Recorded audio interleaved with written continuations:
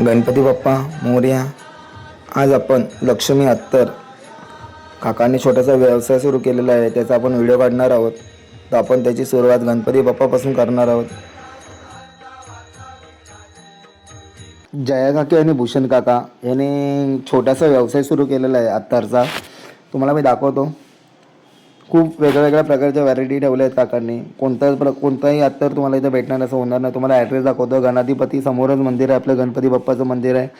त्याच्याच थोडं साईडला आपलं साई भजन, ते सगळ्यांनाच माहिती आहे, कोणाला सांगायची गरज नाही. साई भजन मित्रमंडळ साईबाबा. आणि समोर श्री गणपती स्वीट म्हणून आहे, त्याच्या अपोजिटला आपलं काकांचं दुकान आहे. वेगवेगळ्या प्रकारचे अत्तर आहेत आपल्याकडे, खूप व्हरायटी आहेत. मला बॉटल्स पण दाखवतो. खूप छान छान बॉटल्स आहेत. गिफ्टसाठी तर उत्कृष्ट आहेत. व्हरायटी बघा, खूप आहेत खूप. अजून त्या साईडला बॅक साईडला पण काकाने स्टॉक ठेवला आहे.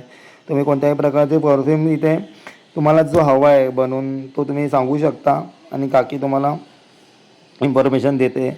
तसंच सांगतो अजून वेगवेगळ्या प्रकारचे तुम्हाला कोणते तुम्ही जो आणणार त्याचा स्मेल हे करून चेक करून ते तुम्हाला बनवून देऊ शकतात.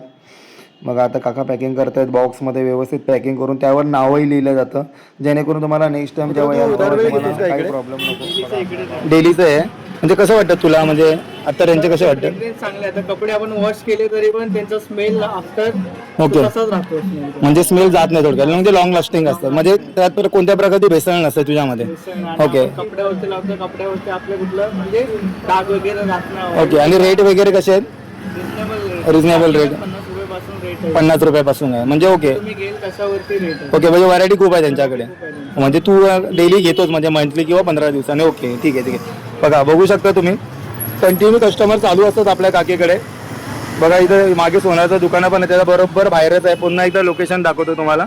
साई भजन त्याच्या मागेच आहे आणि या साईडला गणपती मंदिर आहे.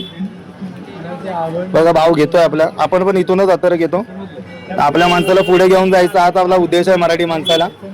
दुसऱ्यांकडून कोणा घेता इथं या, तुम्ही जास्त क्वांटिटीमध्ये घेतलं थोडेफार काकी पैसे कमी करेल. आपली रील दाखवा.